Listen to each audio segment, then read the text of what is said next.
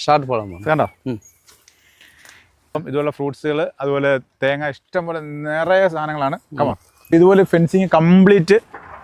இந்த 22 ഏക്കറിൽ അത് ഫെൻസിങ് ഇருக்கு ഇവിടുത്തെ ഒരു കിണറാണ് പെരിയ കിണർ ഒന്ന് കാണിച്ച സന്ധി വലിയ പിന്നെ പെരിയ കിണർ തേങ്ങ കിടക്കുന്ന കിടപ്പുണ്ടോ ഇതുപോലെ നല്ല പ്രോപ്പർട്ടി ആ കേരളത്തിലോട്ടൊക്കെ തേങ്ങ അയച്ചു വിടുന്ന എല്ലാം തമിഴ്നാട്ടിൽ നിന്നാണ് ഇത് നിങ്ങൾ പേടിക്കൊന്നും വേണ്ട മറ്റേ യക്ഷി പ്രേതമൊന്നുമില്ല കണ്ടോ നാരങ്ങ കിടക്കുന്നുണ്ടോ സന്ദീപ ഒരു ചെരുവാണ് കണ്ട നല്ല ചെറിയ ചിന്ന നാരങ്ങ അല്ല പെരിയ നാരങ്ങ കണ്ട അവരെത്രമാത്രം ഇതിനകത്തിൽ ശ്രദ്ധിക്കുന്നുണ്ടെന്നും എങ്ങനെയാണ് അവരിതിനൊക്കെ കെയർ ചെയ്യുന്നത് അതുകൊണ്ട് ഞാൻ പറഞ്ഞതേ ഉള്ളൂ സോ നമുക്ക് കാണാം ബാക്കി കാര്യങ്ങൾ ഫ്രൂട്ട്സ് എന്തൊക്കെയാണ് ഉള്ളത് ആ നാരങ്ങ